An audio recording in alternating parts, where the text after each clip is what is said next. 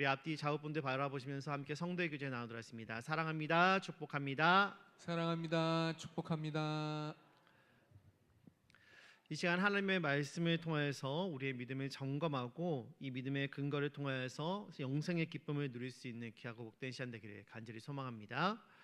어느덧 요한일서 강의 마지막 시간이 되었습니다. 우리 성도 여러분들이 일일이 세어보셨는지는 잘 모르겠지만 오늘로 총 12번째 시간이 되었습니다. 요한일서의 마지막 본문을 함께 나누면서 사도 요한이 초대교회 성도들에게 마지막으로 남기고자 했던 말이 무엇인지를 함께 살피면서 오늘 이 시간 동일한 은혜를 우리가 또한 받을 수 있기를 간절히 소망합니다. 오늘 본문 13절에 보면은 사도 요한이 이 편지를 쓰기 위해서 펜을 든 이유가 나와 있는데요. 제가 읽어드리도록 하겠습니다. 너희로 하여금 너희에게 영생이 있음을 알게 하려 함이라. 아멘. 일찍이 요한은 요한 1서를 시작하면서도 이와 비슷한 말을 기록을 하였었는데요. 요한일서 1장 4절에 보면 그가 이렇게 기록을 하고 있습니다. 우리가 이것을 쓰면 우리의 기쁨이 충만하게 하려 함이라. 아멘. 사도 요한은 자신이 요한일서를 작성한 이 목적에 대해서 처음과 또 마지막에 기록하고 있지만 둘 사이에는 확연한 차이점이 있습니다. 오늘 본문에서 그는 영생이 있음을 알게 하기 위한 대상자를 누구로 국한시키고 있냐면은 바로 하나님의 아들의 이름을 믿는 너희로 국한시키고 있다라는 것이죠. 요한복음에도 보면은 요한이 복음서를 기록한 목적을 언급하는 것을 볼 수가 있는데요. 그는 이렇게 말을 합니다. 너희로 예수께서 하나님의 아들 그리스도이심을 믿게 하려 함이요. 아멘. 쉽게 이야기해서 요한이 쓴 이 복음서는 그리스도인이 아닌 자들을 그리스도인이 되도록 이끌기 위해서 이 복음서를 작성했다면은 오늘 이 요한 1서를 읽는 이 독자들은 요한복음의 독자들과는 다르다는 것이죠. 그들은 우리와 같은 성도였다라는 것입니다. 다만 그들이 처한 상황은 우리와 다릅니다. 지난 시간에 잠깐 나눴던 것처럼 사도 요한이 말년에 소아시아에 머물고 있었을 때 그 지역의 교회들이 큰 시련을 겪고 난 후에 기록한 편지가 바로 요한 1서라는 것이죠. 그들이 겪었던 큰 시련이란 어떤 이단적 무리들이 교회 안에 들어와서 발을 붙이려고 했지만 결과적으로 그들은 교회의 반대와 정을 못 이겨서 결국 물러나게 된 것을 말을 합니다. 그러나 이들이 물러난 이후에도 그들이 남겨놓았던 가라지와 같은 잘못된 씨앗들이 이미 성도들의 그 심령 가운데 심겨졌기 때문에 성도들 가운데는 자신들이 지금까지 믿고 따르는 바가에 대해서 이것이 확실한 것인지에 대한 의심을 품는 자들이 생겨나게 됐다는 것이죠. 이러한 자들 중에는 의심하며 고민하고 또 갈등하다가 결국에는 자신들의 그 믿음을 저버리는 일들로 발생하게 되었고, 이 때문에 사도 요한이 이들이 품고 있는 이 믿음에 대해서 확신을 가질 수 있도록 하기 위해 이 요한일서를 작성하고 있는 것입니다. 여러분, 그렇다면 우리는 어떻습니까? 이 시대를 살아가고 있는 우리 성도들에게 세상의 풍조는 너무나도 우리의 삶 가운데 밀접하게 다가와 있는 것 같습니다. 하나님의 말씀을 붙잡고 살려고 노력하고 있는 성도들의 삶 가운데 들려지는 세상의 풍조와 가치관과 그들이 말하고자 하는 그런 세상의 윤리, 세상의 성공에 대한 철학들은 성도들로 하여금 이 믿음을 따라가는 것이 정말로 올바른 것인지에 대한 그런 생각들을 희석시키는데 너무도 안성맞춤이라는 것이죠. 말씀을 전하고 가르치는 입장에서 성도들과 이야기를 나눠보면은 기독교가 가르치는 것은 세상의 것에 비해서 너무 고리타분하다라고 말을 하는 것을 간혹가다 듣게 됩니다. 여러분, 진리가 고리타분한 것인가요? 진리는 변하지 않는 것입니다. 진리는 시간과 세대를 통과하고 아우르는 힘이 있는 것이죠. 그럼에도 불구하고 기독교가 가르치는 그 복음의 진리에 대해서 고리타분하다라고 생각하고 느끼는 것은 그것은 진리라고 받아들이지 않기 때문이지 않을까 생각이 듭니다. 이런 관점에서 봤을 때 초대교회 성도들이나 오늘을 살아가는 저와 여러분들에게 요한일서는 우리가 믿는 바가 무엇인지를 다시금 알려주고 또 확신을 갖고 그 믿음의 길을 걸어갈 수 있도록 도와주는 좋은 지침서가 된다라고 여겨집니다. 이 시간 본문을 통해서 사도 요한이 성도들로 하여금 알기 원하는 것이 무엇인지에 대해 크게 세 가지로 살펴보면서 우리 마음 가운데 그 세 가지를 심을 수 있는 귀하고 복된 시간 되기를 간절히 소원합니다. 먼저 요한은 성도들이 하나님께로부터 난 자는 죄를 범하지 않는다는 사실을 알기를 원했습니다. 우리 화면 보면서 함께 읽어보도록 하겠습니다. 시작. 하나님께로부터 난 자는 죄를 범하지 않는 줄을 압니다. 아멘. 본문 18절 말씀을 보니까 이렇게 기록하고 있습니다. 우리 함께 읽어보겠습니다. 시작. 하나님께로부터 난 자는 다 범죄하지 아니하는 줄을 우리가 아노라. 하나님께로부터 나신 자가 그를 지키심에 악한 자가 그를 만지지도 못하느니라. 아멘. 여기서 하나님께로 난 자란 하나님의 구속의 은총을 통하여서 죄 사함을 받은 성도들을 의미합니다. 한편 나았다라는 말은 예수 그리스도를 믿음으로 옛사람에서 새 사람으로 변화된 중생을 의미하는 것이죠. 이러한 중생은 단회적인 사건이지만 성도의 일생에 지속적으로 또 영향을 미치는 중대한 사건입니다. 그러므로 거듭남으로써 하나님의 자녀가 되었다는 사실은 성도들에게 있어서 변하지 않는 영원한 특권이며 또 일상적인 삶을 지속적으로 이끌어가는 특권인 것이죠. 그런데 본문에서 사도 요한은 성도들이 부패한 세상을 살아가는 것은 사실이지만 하나님의 그 통치하심 아래에 있는 성도들은 결코 범죄하지 않는다라고 단전적이면서도 강력하게 말하고 있습니다. 그렇다면 여러분, 우리의 현실은 어떻습니까? 아무리 죄를 짓지 않겠다라고 결심을 해도 수시로 세상의 유혹에 넘어가서 죄를 짓는 연약한 자아의 모습을 여러분들 발견하고는 하지 않습니까? 즉 정리를 해보면은 구원받은 성도들이라 할지라도 주님 앞에 서는 날까지 이 땅에서 사는 동안에는 죄를 짓지 않는 완전함을 우리는 소유할 수가 없다라는 것입니다. 따라서 우리는 크고 작은 허물들을 범할 수가 있다라는 것이죠. 즉 성도들이 예수 그리스도를 믿음으로 중생한다고 해서 완전히 죄악에서 벗어난다라는 것은 아니라는 것입니다. 모든 사람이 의로운 자로 인정하는 사도 바울도 로마서 7장 23절에서 이렇게 고백을 합니다. 내 지체 속에서 한 다른 법이 내 마음의 법과 싸워 내 지체 속에 있는 죄의 법으로 나를 사로잡는 것을 보는도다. 아멘. 그는 이렇게 고백하면서 이미 성령으로 새롭게 되어 새 생명 안에 내가 살고 있지만 내 마음 가운데 있는 이 법과 동일하게 공존하는 이 죄의 법을 극복하지 못하는 자신의 연약함을 보면서 그는 한탄하고 있다는 것이죠. 그렇기 때문에 성도들은 언제든지 자신이 죄악에 빠질 수 있다는 그런 경각심을 가지고 주님의 계명에 순종함으로 스스로 성결을 유지하기 위해 부단히도 노력을 해야만 하는 것입니다. 그리할 때 점차적으로 죄의 영향력으로부터 우리는 벗어날 수가 있는 것이죠. 그렇다면은 사도 요한은 왜 하나님의 자녀는 죄를 짓지 않는다라고 자신 있게 오늘 본문에서 말하고 있는 것일까요? 본문에서 사도 요한이 말하는 죄란 16절에서 사망에 이르는 죄를 가리키는 것으로 하나님의 자녀라면 하나님을 부인하거나 하나님의 일을 방해하고 또 성령을 거스르는 그런 불신앙의 죄만큼을 짓지 않는다라는 것을 말하고 있는 것입니다. 그래서 주님의 사랑이 성도들의 영생에 이르도록 보호하시고 도우시기 때문에 성도들은 어떠한 일들이 있어도 사망에 이르는 죄까지 나가지는 않는다라는 것이죠. 또한 만약에 이러한 죄를 짓는 자라면 그는 하나님으로부터 난 자가 아니라고 말할 수도 있는 것입니다. 그러므로 성도 여러분, 허물이 있어도 언제나 용서하시고 기다리시는 주님께 감사하면서 늘 정결한 삶을 살아갈 수 있기를 간절히 원합니다. 두 번째로 사도 요한은 성도가 하나님께 속한 것을 알기를 원했습니다. 우리 함께 읽어보도록 하겠습니다. 시작. 성도는 하나님께 속한 것을 압니다. 본문 19절에 보면 이렇게 기록합니다. 제가 읽어드리겠습니다. 또 아는 것은 우리는 하나님께 속하고 온 세상은 악한 자 안에 처한 것이며. 아멘. 하나님께 속하였다라는 말은 앞선 본문인 18절에 하나님께로 나았다라는 말과 같은 의미입니다. 예수 그리스도를 믿고 거듭난 사람은 하나님의 은혜 아래에 있다라는 그런 의미인 것이죠. 따라서 하나님께 속한 자란 이 땅의 모든 성도들을 일컫는 말인 것입니다.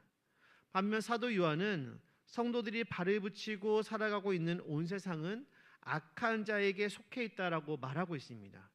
바울은 갈라디아서 1장 4절에서 이러한 세상에 대해서 악한 세대라고 표현을 하고 있죠. 그런데 사람들은 단순히 이 악한 세대에 빠져서 있는 그런 수동적인 상태가 아니라 무기력하게 사단의 그 지배 아래에서 살면서도 굉장히 아이러니하게 능동적으로 악행을 저지르게 된다는 것입니다. 이들은 악한 자를 대적하여서 자유롭게 되기를 노력하지 않는다는 것이죠. 즉 사단의 지배 아래 있는 이 세상은 악한 자의 그 뜻대로 이 세상을 움직이고 있다는 것입니다. 그러므로 성경이 비판하고 있는 세상은 하나님을 떠난 불신앙의 세계를 이루고 있으며 사단의 지배를 받고 있기 때문에 그 자체로 악하며 악인들과 더불어 하나님을 대적한 일에 앞장서는 것이죠. 이러한 사실은 곧 하나님께 속해 있는 성도들이 악한 자에게 속한 세상을 살아가고 있다라는 사실을 말해줍니다. 즉 성도란 악한 이 세상에서 천국의 시민권을 가지고 있는 사람들이다라는 말인 것이죠. 그렇다면 이와 같이 하나님의 세계와 사단의 세계에 대립하고 있는 세상에서 이 천국 시민권을 가지고 있는 성도들은 과연 어떻게 살아야만 하는 것일까요? 성도들은 비록 악한 세상에 살면서 세상의 도전과 영향을 받기도 하지만 결코 자신은 세상에 속하지 않았다라는 그런 믿음을 가지고 이 땅 가운데서 살아야만 한다는 것입니다. 이것은 이미 세상을 이기신 예수 그리스도에 대한 신뢰이며 또 하나님의 자녀가 된 자들에 대한 확신인 것이죠. 성도들은 이미 하나님의 자녀로서 영원한 생명을 맛보며 살아가고 있기 때문에 이렇게 연약한 세상을 의지할 필요가 없는 것입니다. 그렇다고 해서 성도들이 이 세상과 하나님 나라를 이원론적으로 분리해서 세상을 포기한다는 것도 아닌 것이죠. 만약 그것이 하나님의 뜻이라면 성도는 모두 다 산속에 들어가서 수도사들처럼 살아야만 할 것입니다. 그러나 이것은 하나님의 뜻이 아니라는 것이죠. 인간의 욕심에 의해서 이 세상이 아무리 부패하고 하나님을 대적한다 할지라도 그것을 변화시키고 개선시켜서 하나님께 다시 되돌려 드려야 하는 것은 바로 우리 성도들에게 맡겨진 사명이라는 것입니다. 그러므로 성도들은 예수 그리스도의 그 능력이 이 세상 속에서 빛과 소금으로 드러날 수 있도록 영적인 투쟁을 감행해야만 하는 것이죠. 사랑하는 성도 여러분, 우리들은 세상에서 살아가지만 하늘의 시민권을 소유한 하나님의 자녀들입니다. 우리가 만약 이 한 가지 사실을 확신한다면 세상의 어떠한 유혹이나 위협에도 우리는 두려워할 필요가 없는 것이죠. 아무리 많은 이단들이 이 세상의 정신을 이용해서 자신의 이익을 추구하고 성도들을 미혹한다 할지라도 그것은 결국 이 세상 속에서 망하고 말 것인 사실인 것이기 때문입니다. 그러나 하나님의 백성들은 끝까지 살아남아 하나님 나라를 유업으로 받고 영원히 살게 될 것이죠. 그러므로 이 약속을 주시는 하나님을 굳게 의지하며 용기 있는 신앙생활을 감당하시는 우리 모두 될 수 있기를 간절히 소원합니다. 마지막으로 사도 요한은 성도는 예수가 진리의 근원임을 알기를 간절히 원했습니다. 우리 함께 읽어보도록 하겠습니다. 시작. 성도는 예수가 진리의 근원임을 압니다. 우리 20절 말씀 함께 보겠습니다. 20절입니다. 시작. 또 아는 것은 하나님의 아들이 이르러 우리에게 지각을 주사 우리로 참된 자를 알게 하신 것과 또한 우리가 참된 자 곧 그의 아들 예수 그리스도 안에 있는 것이니 그는 참 하나님이시요 영생이시라. 아멘. 아담의 원죄로 말미암아 인간에게 주어진 형벌 중 가장 큰 형벌은 하나님과 영원토록 멀어지게 된 것이죠. 그 결과 인간은 하나님이 누구신가에 대한 지식을 상실하게 되었고 스스로 그 지식을 회복할 수가 없게 되었습니다. 상실된 하나님에 대한 지식은 인간 스스로 회복할 수가 없고 오직 중보자 되시는 예수 그리스도를 통해서만 가능한 일인 것이죠.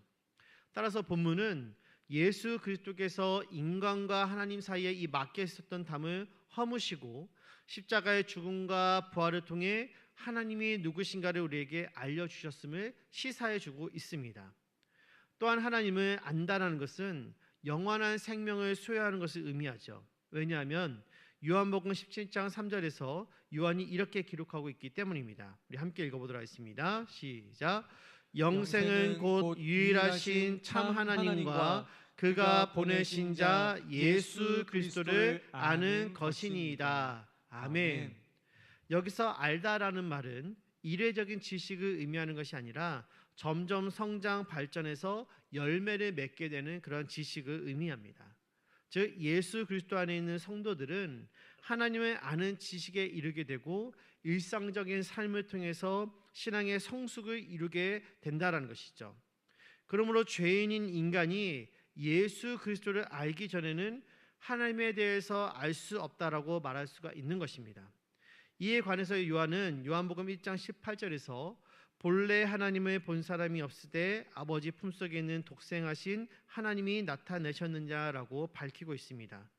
즉 예수 그리스도께서 육신을 입고 이 땅에 오심으로 사람들은 하나님을 눈으로 보게 된 것이다라고 이야기하는 것이죠. 그리스도 안에서 구원을 받은 성도는 주님께서 주신 지각을 받아 참된 분 곧 하나님을 알게 되었습니다. 하나님을 단순히 이론적으로 아는 것이 아니라 체험적으로 알게 된 것이죠. 성도들은 바로 이 지식을 통해서 그리스도 안에서 하나님을 아는 지식을 더해가고 또한 신앙의 성숙을 이루게 되는 것입니다. 이 당시 공동체를 혼란으로 몰고 갔던 영지주의자들 역시도 그들이 말하는 소위 영적인 지식을 소유하고 있었지만 그들은 참된 하나님은 알지를 못했습니다. 왜냐하면 그들은 예수님의 그 역사성을 부인하고 있었기 때문인 것이죠. 역사적으로 이 땅에 태어나시고 함께 생활하시며 십자가에서 돌아가신 예수님을 부인하고서 어떻게 하나님을 참되게 인식할 수가 있겠습니까? 하나님을 올바르게 아는 지식만이 우리들을 세상의 헛된 말로 유혹하는 이단들로부터 보호해 줄 수가 있는 것입니다. 그러므로 주님 앞에 거하는 사람들은 주님과 연합한 사람으로서 하나님을 배신하는 죄악을 저지르지 않는다라는 그런 확신을 우리가 가질 수가 있는 것이죠. 사랑하는 성도 여러분, 이렇게 세상 가운데 함께 하셨던 참된 하나님이신 예수 그리스도를 마음에 영접한 사람은 영원한 생명을 누리며 살아가게 되는 줄로 믿으시기를 바랍니다. 즉 그분이 이 땅에서 보여주신 삶을 그대로 따라가는 사람은 영원한 생명길을 걸어가게 되는 것입니다. 부디 참 하나님 되시며 영생이 되신 주님을 나의 삶의 주인으로 모시는 우리 모두가 될 수 있기를 간절히 원합니다. 이제 말씀을 정리하도록 하겠습니다. 사도 요한은 잘못된 가르침으로 혼돈에 빠져 있었던 초대교회 성도들이 자신들이 믿는 바가 무엇인지를 알려주고 또 그 믿는 바를 끝까지 붙잡고 나아갈 수 있도록 하기 위해서 오늘 이 요한일서를 작성하였습니다. 특별히 오늘 본문에서는 그러한 성도들에게 영생이 있음을 알려주기를 원했고 이 영생이 이르기 전 이 땅에서 살아가는 성도들이 잊지 말아야 할 것에 대해서 세 가지로 언급을 해주고 있었던 것이죠.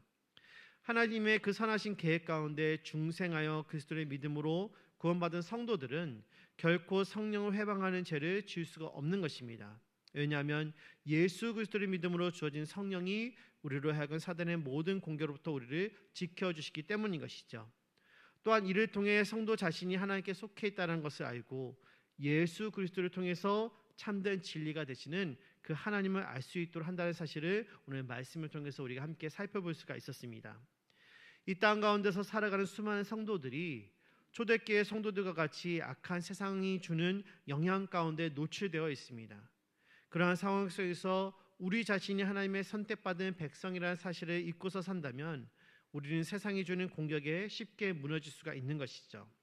그러므로 남은 한 주간도 하나님께서 주시는 그 은혜를 붙잡고 살아감으로 세상 속에서 살아가되 오히려 그들에게 참된 진리의 말씀을 통하여 생명의 길로 인도하는 도구로 저와 여러분들이 귀하게 쓰임받을 수 있기를 간절히 소망합니다.